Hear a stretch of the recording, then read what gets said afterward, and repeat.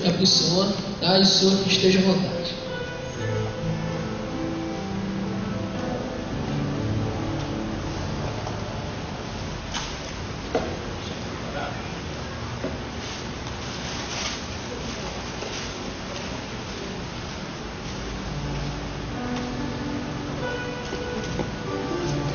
Bom dia, irmãos.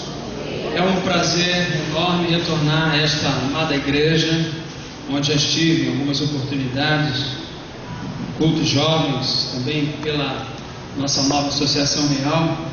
Eu agradeço a Deus a oportunidade, agradeço aos irmãos. Passem, também me ajudem, né, a dizer ao pastor Jair que eu agradeço a oportunidade, a confiança dele, de me permitir ministrar aqui a palavra de Deus aos irmãos. Eu quero também dizer da minha alegria de poder rever alguns irmãos e amigos, né? Como aqui na frente está o diácono Câmara, e outros irmãos que já divisei. É um prazer revê-los. Eu vim aqui para ministrar a palavra, fui convidado para isso, mas antes eu gostaria rapidamente de dar uma palavrinha sobre a nossa nova Associação Real de Igrejas Batistas. Associação Real de Igrejas Batistas. Eu estou na posição de relator de uma comissão gestora. Eu queria então agradecer a participação da igreja, a adesão da igreja a essa nova associação, agradecer aos irmãos, às irmãs, aos irmãos, a todos que estão aí participando diretamente, alguns já em liderança nos nossos trabalhos. Quero agradecer então em nome das igrejas, das nossas 37 igrejas. Eu quero agradecer já o envolvimento, a participação dos irmãos e das irmãs, e contar com as orações desta igreja, irmãos, pela nossa associação, porque todos nós, durante um bom tempo, pudemos identificar e manifestar isso, nosso desejo de uma retomada da comunhão, do crescimento do nosso povo batista aqui na região, e também de uma nova realidade para as igrejas batistas que fazem parte da Convenção Batista Carioca e também da Convenção Batista Brasileira, naturalmente, mas um novo posicionamento nosso, na nossa região, visto que nós temos, e eu sei que não é diferente aqui com os irmãos, nós temos enfrentado hoje muitos desafios, realidades que têm sido prejudiciais a nós mesmos, que queremos pregar o Evangelho puro de nosso Senhor Salvador Jesus Cristo. Então nós precisamos ficar unidos. Eu particularmente quero dizer aqui também que eu agradeço a Deus por essa oportunidade. Quando eu recebi o convite para me juntar a esse novo grupo, eu aceitei de pronto, porque como pastor há 22 anos de uma igreja batista, nunca quis ficar isolado, nunca quis estar separado dos meus colegas. Na verdade foi por situações e contingências, mas eu vejo esse momento como um momento em que Deus está restaurando, Deus está trazendo algo novo para o nosso meio, e eu tenho sido já abençoado. Exemplo disso é estar aqui nessa manhã com os irmãos, com a comunhão entre os colegas pastores, entre já outras igrejas. Isso tem sido resgatado de uma forma maravilhosa, e eu particularmente, como já estou dando testemunho, já estou sendo abençoado por isso. É muito bom ter conhecido o pastor Jair, conhecê-lo agora mais de perto. Tenho sido abençoado também com a vida dele, com a experiência dele. Então eu peço aos irmãos que orem pela Associação Real. Eu estou acompanhado, como já foi dito aqui no início, na escola bíblica, ou no início do culto, melhor dizendo, da minha mulher, da Luciane. Eu dou graças a Deus porque ela está comigo casada, né? 27 anos, um pouco mais do tempo de namoro, e ela tinha hoje a oportunidade de descansar, de não me ouvir, mas ela veio, insistiu em vir. E eu dou graças a Deus que isso também é um bom testemunho para o meu ministério. Nos 22 anos que eu estou ali na Igreja Batista Oásis, que ela tem para sentar e me ouvir, né? Quase todos os domingos. É minha fã, ela já tem dito isso, viu? Ela diz que é minha fã, e eu agradeço a Deus por ela. É uma bênção no nosso ministério. Ela é diretora do Colégio Batista Oásis, nosso colégio lá, e graças a Deus Até o ano passado nós estávamos com 370 alunos, esse ano deve passar aí dos 400, já está passando aí as matrículas. A gente teve que correr com as obras lá para aumentar, porque Deus tem abençoado. Eu peço as orações também dos irmãos por esse ministério. Sei que aqui os irmãos têm um seminário, por quem nós oramos. Nós temos lá uma faixa do GK lá na nossa igreja. E eu pediria também as orações dos irmãos pelo nosso colégio, o Colégio Batista Oásis, porque a gente, através desse colégio, tem, graças a Deus, conseguido fazer um trabalho social ali naquela região, adentrando também nas comunidades ali, com muitas histórias, que sem dúvida alguma, eu já disse para a Luciane, dá um livro, ela pode escrever se quiser, as histórias daquilo que Deus tem feito na vida de muitas pessoas e famílias, através desse ministério, que é o Ministério do Colégio Batista Oásis. Mas vamos à palavra de Deus, irmãos. Eu queria ler com você 1 Coríntios, capítulo 10. 1 Coríntios, capítulo 10. Abre a sua Bíblia aí. Pode permanecer sentado, não tem problema não, irmão. Vamos fazer a leitura. Os irmãos podem permanecer sentados.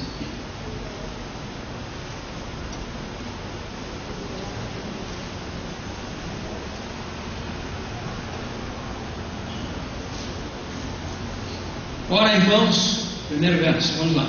Ora, irmãos, não quero que ignoreis que nossos pais estiveram todos debaixo da nuvem e todos passaram pelo mar, e todos foram batizados em Moisés, na nuvem e no mar, e todos comeram de uma mesma comida espiritual, e beberam todos de uma mesma bebida espiritual, porque bebiam da pedra espiritual que os seguia, e a pedra era Cristo. Mas Deus não se agradou da maior parte deles, por isso foram prostrados no deserto. E estas coisas foram-nos feitas em figura, para que não cobicemos as coisas más, como eles cobiçaram. Não vos façais, pois, idólatras, como alguns deles, conforme está escrito: o povo assentou-se a comer e a beber, levantou-se para folgar.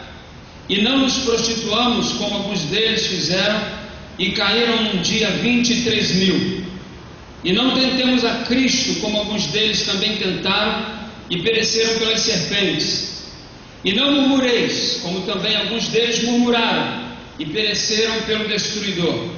Ora, tudo isto lhes sobreveio como figuras, e estão escritas para aviso nosso, para quem já são chegados os fins dos séculos. Aquele, pois, que cuida estar em pé, olhe, não caia.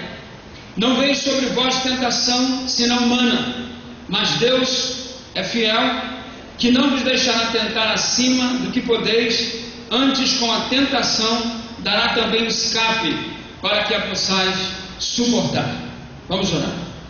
Pai querido, nós queremos te pedir, te suplicar, juntos, povo de Deus aqui reunido nesta manhã, que tu abençoes a tua palavra lida nesse momento aos nossos corações. Que essa ministração traga para todos nós edificação, libertação, cura, novo direcionamento, novo posicionamento, renovação das nossas forças, para que o teu povo firme possa continuar nessa caminhada, Senhor, de implementação, de expansão do teu reino aqui na terra. Nós oramos para que o Senhor continue derramando bênçãos, como aqui foi cantado, chuvas de bênçãos. Ó Deus, neste lugar, sobre este povo, para que esta igreja, Senhor Deus, continue a sua marcha, sem, ó Deus, esmorecer. Abençoa o pastor Jair, onde ele estiver nesse momento, que o teu servo e a sua família esteja, neste momento, te cultuando, abençoando assim a ele e a sua família, para que nos momentos de recreação, tudo seja em louvor e honra para a tua glória. Nós te pedimos no nome de Jesus. Amém. Amados irmãos, esse texto de 1 Coríntios capítulo 10, naturalmente, ele faz parte, ele está contido naquilo que a gente entende ser uma carta, a carta de Paulo à igreja de Corinto. E como uma carta que é escrita, naturalmente a gente precisa entender um pouquinho do contexto dessa carta, porque é como se alguém escrevesse uma carta para mim, dos meus familiares, por exemplo, que estão longe, alguns deles, eu tenho um irmão no Mato Grosso, ele de repente escrevesse uma carta para mim com todos os detalhes de todas as realidades que implicam nossas vidas, e de repente você abrisse essa carta como se fosse para você e você começasse a ler aquela carta. Obviamente você poderia ler e até identificar as palavras que estão ali ou algumas realidades, mas ela não faria sentido. Eu creio que naturalmente você não seria tocado de fato pelas emoções, pelas realidades. Você não viveria as tensões naturais do que seriam ditas ali, por conta de você não estar vivendo essa realidade de família, de contexto entre eu e meu irmão. Então, naturalmente, ao lermos esse texto, nós precisamos entendê-lo como sendo uma carta que foi dirigida a uma igreja e termos na nossa mente uma ideia do contexto em que estava vivendo aquelas pessoas, para que nós possamos então perceber com toda a força o significado desta carta para nós hoje, entendendo que esta carta naturalmente foi direcionada à igreja de Corinto, mas nós já sabemos disso, entendendo-la como palavra de Deus, a igreja de Deus em todos os lugares, em todas as épocas, enquanto a igreja aqui estiver. Então nós precisamos pensar algumas coisas rapidamente, introdutoriamente, sobre a igreja nesta cidade e o porquê de Paulo estar escrevendo esta carta, e para o nosso trabalho aqui, especificamente esse capítulo 10, onde Paulo vai admoestar a igreja de Corinto, e onde nós, a igreja de Cristo, em todas as épocas, quando estudando esta carta, chegando aqui, é admoestada a prestar bastante atenção para que o nosso comportamento de cristãos, enquanto caminhamos no caminho do Senhor, não se iguale ao caminho daquele povo no deserto, daquele povo que Paulo cita aqui, havia saído do Egito, conduzido durante um período por Moisés, posteriormente por Josué, lá no deserto. Nós precisamos então entender alguma coisa desse contexto. Mas antes de eu prosseguir, eu queria dizer o seguinte, que Paulo tem uma intenção ao escrever esta carta. Ele escreveu 4 cartas, segundo se sabe, para a igreja de Corinto. 2 se perdeu, não se pode dizer muita coisa sobre essas 2 outras cartas, mas essas 2 ficaram para essa igreja, e nessas 2 cartas então nós podemos inferir, nós podemos tirar algumas ideias do contexto dessas cartas, da intenção de Paulo. Uma delas, naturalmente, que nós podemos tirar é a ideia de que Paulo entende que vida cristã é vida que dá certo, é vida que tem que dar certo, não é para dar errado. E que se a vida cristã estiver dando errado, alguma coisa está errada, não do lado de Deus, mas sempre do nosso lado. E nós precisamos então prestar atenção e com toda a humildade chegarmos diante de Deus e perguntar por que está dando errado, se é para dar certo. Porque quando você estuda o contexto da palavra de Deus, toda ela, o que você encontra são promessas de vitória, de bênção para o povo de Deus. Eu posso me lembrar, e você pode se lembrar com facilidade, de muitos textos em que a Bíblia fala, e um deles, por exemplo, é quando o apóstolo Paulo diz que em Cristo Jesus nós somos vencedores, mais do que vencedores. Ele vai longe com esse negócio. Ele não diz que é só vencedores, mais do que vencedores. Você pode pegar, por exemplo, o Salmo 1, que vai falar que se você prestar atenção na palavra de Deus, se você é um varão que anda segundo os conselhos de Deus, você vai ser uma pessoa bem-sucedida. Mas você vai dizer assim, mas isso está no Velho Testamento. Mas se você for para o Novo, você vai encontrar Jesus Cristo dizendo o seguinte: eu vim para que vocês tenham vida e a tenham em abundância. Não é qualquer vida, é vida em abundância. Esse é o contexto.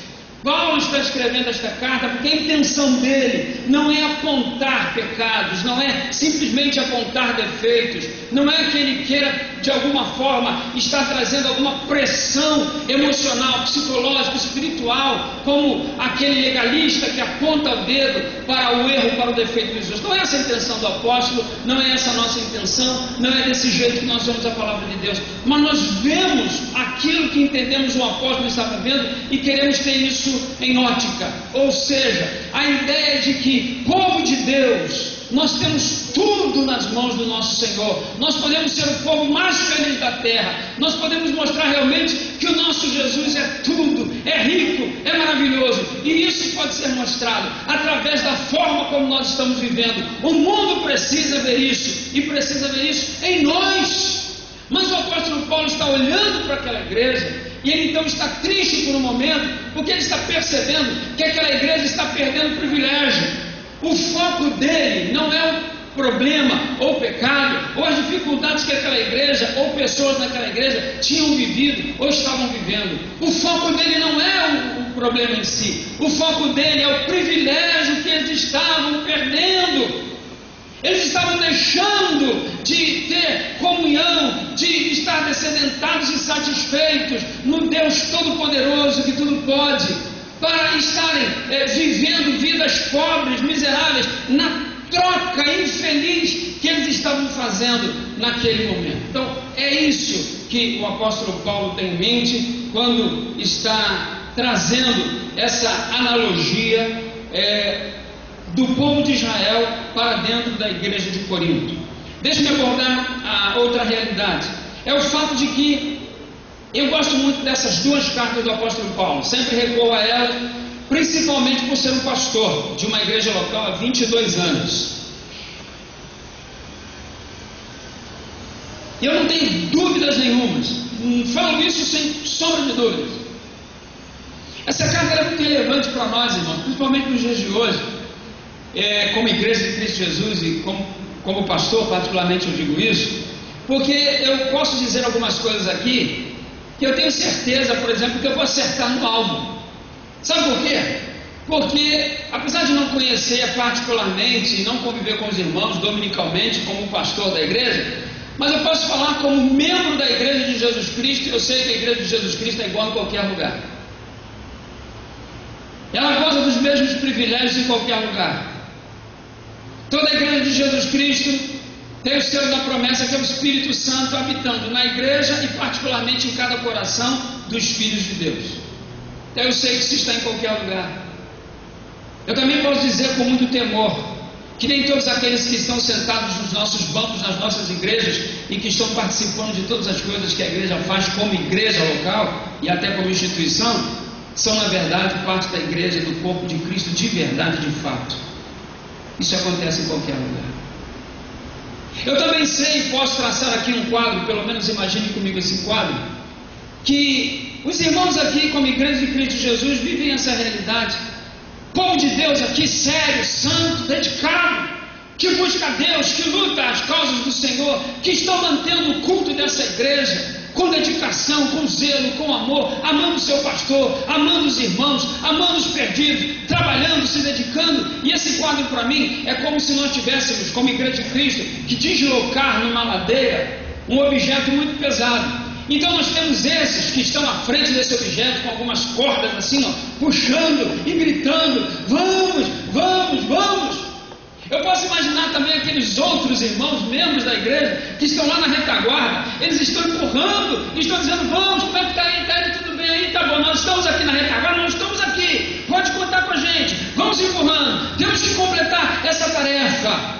Mas eu sei também que tem aqueles que estão do lado só olhando e batendo palmas, dizendo: muito bem, é isso aí, o negócio está indo bem, mas não seguram a corda e não estão empurrando nada. Eles só chegam só para elogiar e dizer que está tudo bem, e dizer: ó, está indo bem, é isso aí. Tem aqueles que estão do outro lado, que estão reclamando, dizendo: ah, se eu estivesse aí eu estava fazendo melhor, mas não coloca a mão nem empurra, só vão dizendo que faria o melhor. Tem aqueles irmãos que sabem o que eles fazem. Eles aproveitam assim, sobem em cima daquele grande, né? Deitam lá em cima assim, ó. Enquanto tem gente empurrando e puxando, eles estão lá em cima, só observando como é que a coisa vai, né? E aí quando você fala alguma coisa: não, nós estamos aqui para ver se vai tudo bem, entendeu? Mas estão lá. Toda igreja tem isso, amados. Toda igreja tem esse tipo de pessoas. Toda igreja é igual. Agora o fato é que Paulo está se dirigindo, apesar da igreja de Corinto ser uma igreja que estava cheia de realidades, cheia de problemas, falo disso daqui a pouco. Paulo estava se dirigindo àquela igreja porque ele cria, ele entendia que como igreja de Cristo ela tinha um fenômeno nela, como toda igreja tem, é que Deus tem os seus eleitos.